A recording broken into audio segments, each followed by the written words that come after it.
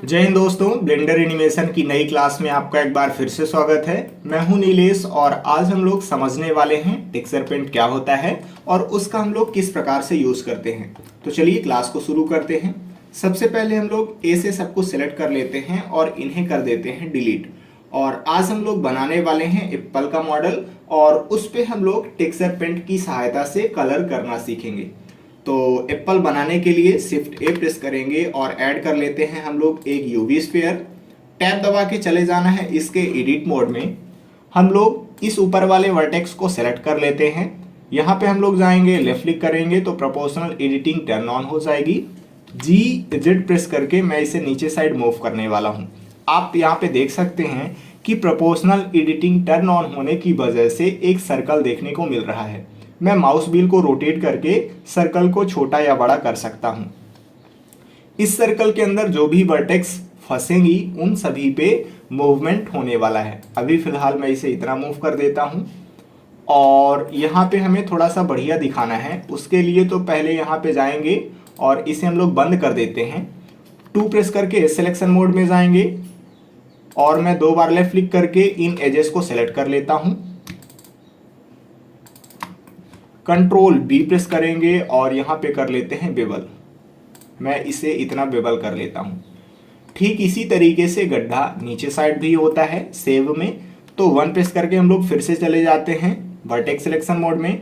इस नीचे वाली वर्टेक्स को सिलेक्ट कर लेते हैं और फिर से हम लोग इस बार प्रोपोर्शनल एडिटिंग को टर्न ऑन करने वाले हैं।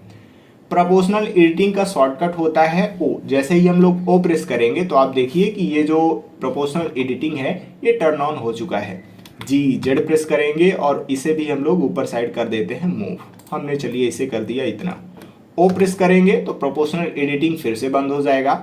2 प्रेस करके हम लोग एस सिलेक्शन मोड में चले जाते हैं। 2 बार लेफ्ट क्लिक करेंगे, ये लूप सेलेक्ट हो जाएगा और शिफ्ट दबा के इस लूप को भी सेलेक्ट कर लेते हैं। कंट्रोल बी प्रेस करेंगे और यहाँ पे हम लोग कर लेते हैं बेबल। अब जो सेव होता है वो थोड़ा सा कई बार एक जगह पे उठा हुआ भी होता है, ऐसे सिमेट्रिकली नहीं होता है। तो उसे भी हम लोग चलिए बना लेते हैं। 1 प्रेस करके वापस चले जाते हैं वर्टेक्स सिलेक्शन मोड में। कोई भी एक वर्टेक्स हम लोग सेलेक्ट कर लेते हैं। ओ प्रेस करेंगे तो प्रोपोर्शनल एडिटिंग टर्न ऑन हो जाएगी। जेड प्रेस करके मैं इसे थोड़ा सा ऊपर साइड मूव कर लेता हूँ। ये तो ऐसा लगेगा कि जो सेव है वो हल्का सा थोड़ा सा उठा हुआ है इधर साइड। अगर आपको यहाँ पे भी थोड़ा सा उठाना है इसे तो जेड प्रेस करके इसे हल्का सा हम लोग ऐसा कर सकते हैं। ऐसा टैब दबा के चले जाते हैं ऑब्जेक्ट मोड में। राइट क्लिक करेंगे, सेट ऑटो स्मूथ कर लेते हैं तो ये ज़्यादा बढ़िया हमें नजर आएगा। अभी आप यहाँ पे देखिए कि उतनी ज़्यादा राउंडनेस नहीं है। कंट्रोल 1 प्रेस करेंगे तो इस पे 1 लेवल का सब डिवीजन मॉडिफायर लग जाएगा। अब हमें टेक्सचर पेंटिंग वगैरह करना है तो सबसे पहले यूवी एडिटिंग वाले वर्क स्पेस पे चले जाते हैं। यहाँ पे देखिए हमारा मॉडल ये है और अभी हम लोग एडिट मोड में हैं। ए प्रेस करेंगे तो सब कुछ सेलेक्ट हो जाएगा और सबसे पहले हम लोग इस सेव को अनरैप करने वाले हैं। यू प्रेस करेंगे, स्मार्ट यूवी प्रोजेक्ट पे आपको क्लिक करना है। अब यहाँ पे हमारे पास ऑप्शन आ रहा है, आप देखिए आइलैंड मार्जिन का। जो आइलैंड बनेंगे बाद में अनरैपिंग करने के बाद उनमें कितना गैप रहेगा वो हम लोग यहाँ से डिसाइड कर सकते हैं। मैं यहाँ पे 0.5 कर देता हूँ। आप जितनी ज़्यादा वैल्यू रखेंगे तो जब हम लोग अनरैपिंग वगैरह कर देंगे तो ये जो आइलैंड बन रहे हैं उनके बीच में उतनी ही ज़्यादा गैप रहने वाला है जितनी ज़्यादा आप वैल्यू बढ़ाएंगे। फिलहाल अभी हम लोगों ने इतना इसे अनरैप कर लिया है। अब हम लोग करने वाले हैं इस पे टेक्सचर पेंट। तो टेक्सचर पेंट वाले वर्क स्पेस पे चले जाते हैं और थोड़ा सा हम लोग समझ लेते हैं यहाँ पे कि टेक्सचर पेंटिंग होती क्या है। देखिए अभी तक हमने जितने भी मॉडल बनाए हैं उन सभी पे हमने 2 तरह से कलर किया हुआ है। पहला तरीका तो ये था कि हम लोग डायरेक्ट यहाँ पे जाते थे और यहाँ से हम लोग एक स्लॉट बनाते थे और कोई भी मटेरियल उस पर लगा देते थे। किसी भी कलर का हम लोग यहाँ पे मटेरियल लगा दिया करते थे। अगर हमें इसे लाल करना है तो लाल कलर कर देते थे या फिर पीला, जो भी हमें करना होता था वो। दूसरा तरीका ये था कि हम लोग किसी भी वेबसाइट से जाते थे, वहाँ पे हम लोग बहुत से टेक्सचर्स को डाउनलोड किया करते थे और फिर उन सभी टेक्सचर्स को उस ऑब्जेक्ट पे लगा दिया करते थे, जैसा कि अभी हमने पिछली क्लासेस में किया हुआ है। लेकिन कई बार हम लोग उन तरीकों का यूज नहीं कर सकते हैं। जैसे मान लीजिए कि मुझे सेब का मॉडल तैयार करना है, तो सेब का मॉडल तैयार करने के लिए हमें टेक्सचर पेंटिंग की आवश्यकता पड़ने वाली है। अब ये टेक्सचर पेंटिंग क्या होती है थोड़ा सा इसे समझ लें। हम लोग जैसे अपने रोजाना जीवन में ब्रश की सहायता से किसी भी ऑब्जेक्ट को पेंट करते हैं। मान लीजिए कि हमें अपना घर ही पेंट करना है, तो घर पेंट करने के लिए हम लोग ब्रश की सहायता से दीवारों को पेंट करते हैं। ठीक इसी तरीके से अगर हम लोग ब्लेंडर के अंदर अपने ऑब्जेक्ट को ब्रश की सहायता से पेंट करने लगें तो वही कहला जाएगा टेक्सचर पेंट। अब ये कैसे होता है उसे समझ लेते हैं। सबसे पहले मैं इस एक्टिव टूल वाली प्रॉपर्टी पे आ जाता हूं। अब देखिए कि अगर मैं यहाँ पे जाऊं और मैं यहाँ से चलिए हरा कलर चूज कर लेता हूं। अब अगर मैं यहाँ पे जाऊंगा और लेफ्ट क्लिक करके कलर करने की कोशिश करूंगा तो आप देखिए कि कलर नहीं हो रहा है, बल्कि यहाँ पे हमें एरर आ रहा है मिसिंग मटेरियल्स का। अब मिसिंग मटेरियल्स का एरर आ रहा है, इसका मतलब ये हुआ कि अभी हमने इस पे कोई भी मटेरियल वगैरह नहीं लगाया हुआ है। तो उसके लिए हम लोग करेंगे क्या, ऊपर साइड आ जाते हैं और अभी मैं ब्लेंडर 4.0 यूज कर रहा हूं, इस वजह से यहाँ पे टेक्सचर स्लॉट का ऑप्शन नहीं आ रहा है। लेकिन अगर आप ब्लेंडर 4.0 के नीचे वाले वर्जन यूज कर रहे हैं तो आपको टेक्सचर स्लॉट का यहाँ पे ऑप्शन आ रहा होगा। ब्लेंडर 4.0 में ये वाला जो ऑप्शन है वो यहाँ पे दिखता है। अभी मैं यहाँ पे लेफ्ट क्लिक करूंगा और ये नो टेक्सचर यहाँ पे दिखा रहा है और अब मैं यहाँ पे क्लिक करने वाला हूँ। जैसे ही हम लोग प्लस पे क्लिक करेंगे तो मैं बेस कलर ऐड करने वाला हूँ, इसलिए मैं बेस कलर पे क्लिक कर देता हूँ। अब ये ऑप्शन हमारे पास आ जाएंगे। ठीक इसी तरीके से आप लोग यहाँ पे भी कर सकते थे। आपके पास ये नो टेक्सचर वाला ऑप्शन रहता, आप प्लस पे क्लिक करते तो ये सारे ऑप्शन आपको भी दिखते। फिलहाल अभी हम लोग आगे बढ़ते हैं। यहाँ पे हम लोग जो भी नाम रखना चाहते हैं वो नाम रख सकते हैं अपने बेस कलर का। ये जो लंबाई और चौड़ाई दिखा रहा है आपको 1024, इसका मतलब ये है कि जो आप बेस कलर बनाना चाह रहे हैं वो 1K क्वालिटी का है। अगर आप इसकी क्वालिटी बढ़ाना चाहते हैं, मान लीजिए हमें 2K क्वालिटी का बनाना है, तो हम लोग इसकी बजाय लिख सकते हैं 2048 और यहाँ पे भी मैं 2048 कर लेता हूँ। हमें यहाँ पे ट्रांसपेरेंसी नहीं चाहिए तो हम लोग अल्फा को बंद कर देते हैं और आप इस एप्पल को जिस कलर का बनाना चाहते हैं उस कलर को यहाँ से चूज कर सकते हैं। जैसे जो हमारा एप्पल होता है वो हल्का लाल टाइप का होता है, कुछ इस तरीके का कलर होता है। मैं यहाँ से ये वाला कलर चूज कर लेता हूँ और ओके पे हम लोग क्लिक करेंगे। आप देखिए कि हमारा जो सेव है वो कुछ उस तरीके का दिख रहा है जैसे हमने कलर इस पे चूज किया हुआ है। अभी मैं यहाँ पे जाऊँगा, माउस व्हील को रोटेट करके थोड़ा सा इसे छोटा कर लेते हैं हम लोग और फिर से समझते हैं। अभी आप देखिए कि हमने यहाँ पे एप्पल जैसे मॉडल तो बना लिया है और इस पे हमने कलर भी कर दिया है, लेकिन ये वास्तव में एप्पल जैसे नज़र आ रहा है क्या? आप मार्केट पे जाइए, वहाँ पे सेब देखिए किस तरीके का है और इस सेब को देखिए किस तरीके से है, बिल्कुल ख़राब दिख रहा है ये। तो उसके लिए हम लोग करते क्या है, थोड़ा सा बेहतर इसे बनाने की कोशिश करते हैं। और बेहतर कैसे बनेगा, तो अगर आप लोग वास्तव में सेब को देखेंगे तो उसमें थोड़ी बहुत धब्बे होते हैं। जैसे अगर सेब थोड़ा सा कच्चा है तो उस पर हल्का पीला टाइप का धब्बा होता है बीच बीच में। तो चलिए हम लोग उसे बनाने की कोशिश करते हैं। माउस व्हील को रोटेट करके थोड़ा सा मैं इसे ऊपर कर लेता हूँ और मुझे पीला कलर का धब्बा यहाँ पे देना है, तो मैं यहाँ से पीला कलर चूज कर लेता हूँ। ये हमने पीला कलर चूज कर लिया।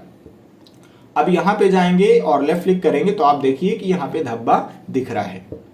अगर मुझे धब्बे को ज़्यादा बड़ा दिखाना है तो उसके लिए हम लोग करेंगे क्या, ये जो रेडियस है इसको बढ़ा लेते हैं। आप देखिए कि जैसे ही हम लोग रेडियस को बढ़ाते हैं तो यहाँ पे ये जो सर्कल है वो ज़्यादा बड़ा हो जाएगा। इसका शॉर्टकट होता है एफ प्रेस करके आप इसे अपने हिसाब से एडजस्ट कर सकते हैं। आपको जितना भी बड़ा करना है आप यहाँ पे कर सकते हैं। अभी फिलहाल मैं इसे कर देता हूँ इतना। अब मैं माउस व्हील को रोटेट करूंगा यहाँ पे और एक ऑप्शन आपको देखने को मिल रहा है स्ट्रेंथ का। स्ट्रेंथ अभी यहाँ पे 1 है, इसका मतलब ये हुआ कि ये जो कलर है उसका इफेक्ट यहाँ पे ज़्यादा रहेगा। अगर मैं यहाँ पे कलर करता हूँ तो आप देखिए कि काफ़ी ज़्यादा इसका इफेक्ट देखने को मिल रहा है। लेकिन अगर हम लोग इस स्ट्रेंथ की वैल्यू को कम कर देते हैं, हमने इतना कम कर दिया, अब यहाँ पे अगर मैं पेंट करता हूँ तो आप देखिए कि हमने स्ट्रेंथ कम कर दी है, इसीलिए इस पीले कलर का इफेक्ट यहाँ पे कम हो रहा है। अगर मैं इसे और भी कम कर देता हूँ तो अब यहाँ पे इफेक्ट और भी कम होने वाला है। इसका शॉर्टकट होता है शिफ्ट एफ।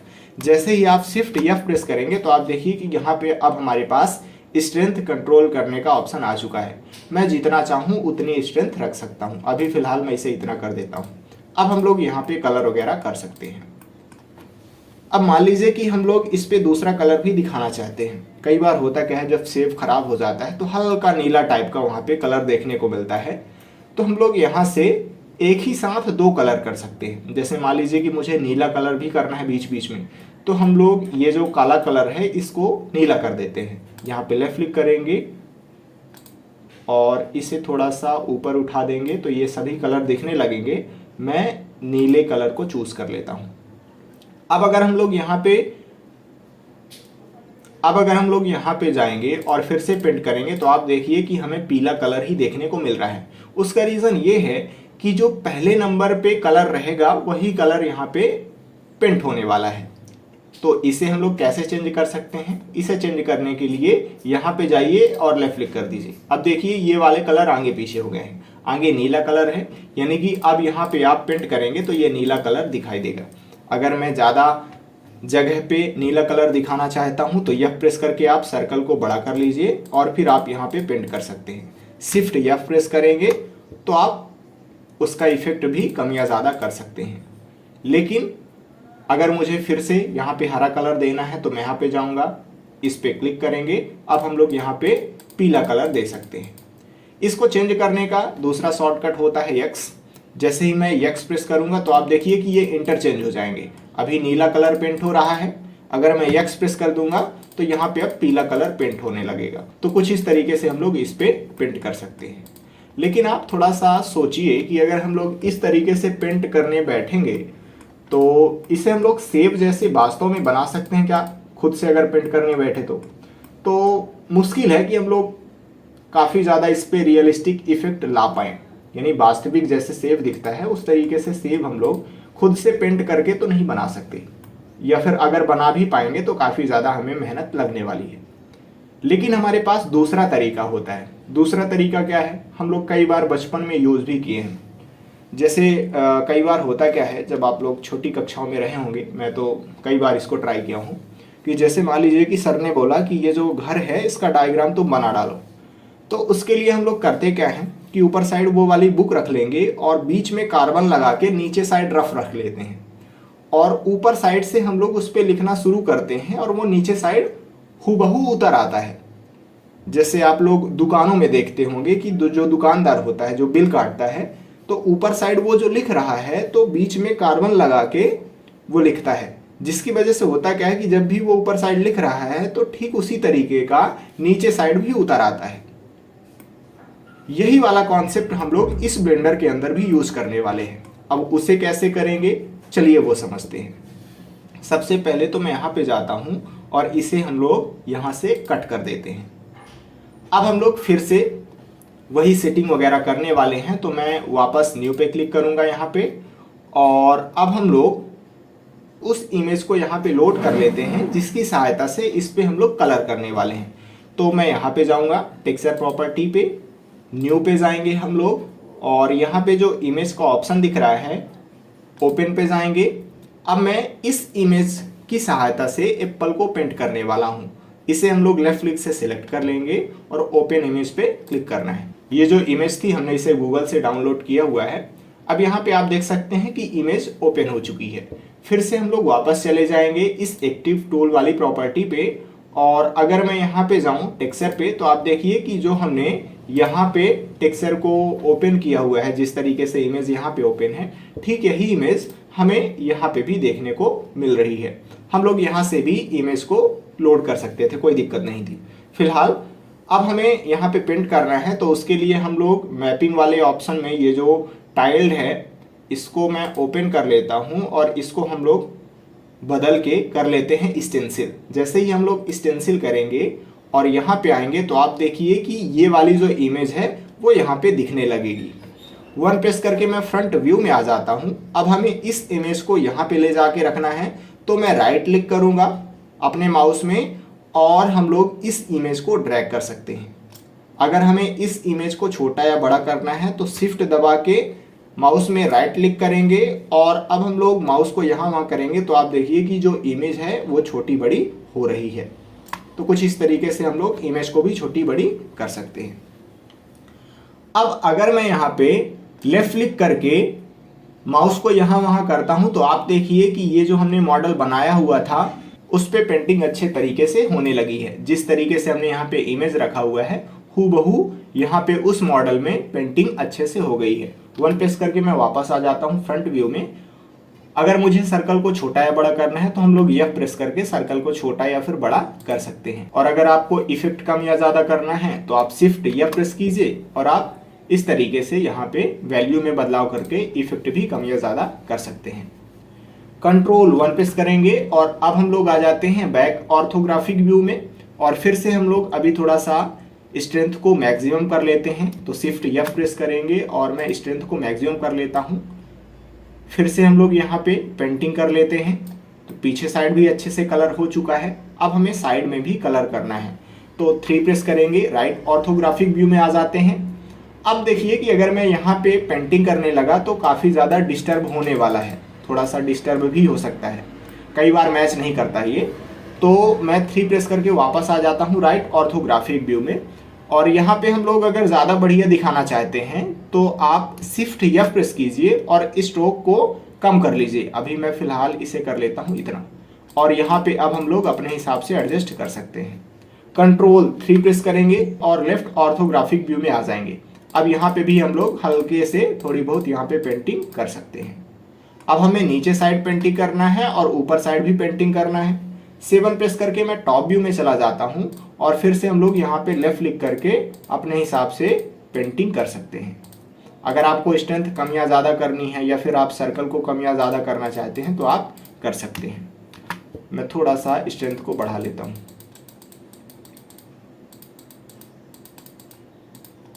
कुछ ऐसा हमने यहाँ पे कर लिया है।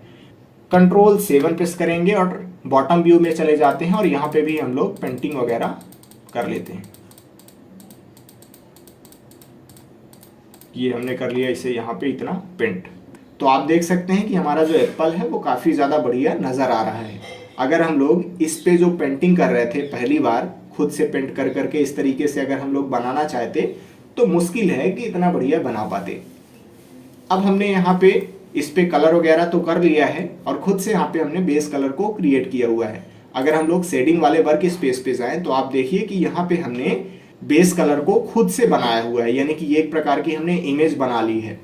मैं वापस चला जाता हूँ टेक्सचर पेंट वाले ऑप्शन में। मान लीजिए कि वो वाली बेस कलर की इमेज जिसे अभी हमने बनाया हुआ है वो आप सेव करना चाहते हैं तो कैसे सेव करेंगे, और जब वो सेव हो जाएगी तो कैसे हम लोग पता कर सकते हैं कि वो सेव हो चुकी है। अभी आप देखिए कि यहाँ पे इमेज के बगल में स्टार का ऑप्शन आ रहा है। इसका मतलब ये है कि जो भी हमने खुद से बेस कलर वाली इमेज बनाई हुई है वो सेव नहीं है। अगर मुझे सेव करना है तो मैं यहाँ पे जाऊँगा और हमें सेव एज पे क्लिक करना है और मैं जो भी रखना चाहता हूँ यहाँ पे नाम उसको मैं रख सकता हूँ। मान लीजिए मुझे यहाँ पे रखना है एप्पल इमेज, तो मैं यहाँ पे एप्पल इमेज नाम से इसे कर देता हूँ सेव। जैसे ही ये वाली इमेज सेव हो जाएगी तो यहाँ पे आप देखिए कि ये जो स्टार वाला ऑप्शन था वो हट जाएगा। लेकिन अगर मान के चलते हैं कि मैं उस इमेज पे थोड़ी बहुत फिर से बदलाव कर देता हूँ, हमने लेफ्ट क्लिक किया और थोड़ा सा यहाँ पे फिर से एक बार पेंटिंग कर दी, तो आप देखिए कि फिर से स्टार आ गया, यानी कि आपने उस बेस कलर वाली इमेज पे फिर से बदलाव कर दिया है। और अगर आप उसे सेव करना चाहते हैं तो यहाँ पे आप सेव कर सकते हैं फिर से। फिलहाल अभी मैं इसे उतना ही रहने देता हूँ। तो कुछ इस तरीके से हम लोग टेक्सचर पेंटिंग कर सकते हैं। मैं वापस चला जाता हूँ इस लेआउट वाले वर्क स्पेस पे और अभी यहाँ पे हमें कलर देखने को नहीं मिल रहा है। मैं मटेरियल प्रीव्यू पे चला जाता हूँ और आप देख सकते हैं कि यहाँ पे हमें काफ़ी ज़्यादा बढ़िया ये नज़र आ रहा है। अब अगर मान लीजिए कि हमें कंट्रोल करना है कि इसकी रफनेस कितनी होगी या फिर कितना चिकनापन ये हमें नज़र आएगा, तो उसे हम लोग सही करने के लिए शेडिंग वाले वर्क स्पेस पे चले जाते हैं। नम पीरियड प्रेस करेंगे तो ये सेंटर पे आ जाएगा। यहाँ पे जाएंगे और होम बटन प्रेस करेंगे तो सारी चीज़ें सेंटर पे आ जाएंगी। अब अगर हमें रफनेस वगैरह कंट्रोल करनी है तो हम लोग यहाँ से रफनेस कंट्रोल कर सकते हैं। अगर हम लोग रफनेस को कम कर देते हैं तो देखिए ये काफ़ी ज़्यादा चिकना नज़र आ रहा है। अगर हम लोग रफनेस को बढ़ा देते हैं तो ये हमें खुरदुरा दिखेगा। तो चलिए कुछ इस तरीके से आज हमने सीखा कि टेक्सचर पेंट कैसे किया जाता है और हम लोग टेक्सचर पेंट की सहायता से कैसे कोई भी रेफरेंस इमेज अगर हमारे पास है तो उसको हम लोग किसी भी ऑब्जेक्ट पे पेंट कर सकते हैं। अब हम लोग अगली क्लास से रिगिंग वाला जो मॉड्यूल है उसे शुरू करने वाले हैं। तो आप प्रैक्टिस करते रहिए, मिलते हैं नेक्स्ट क्लास में। जय हिंद।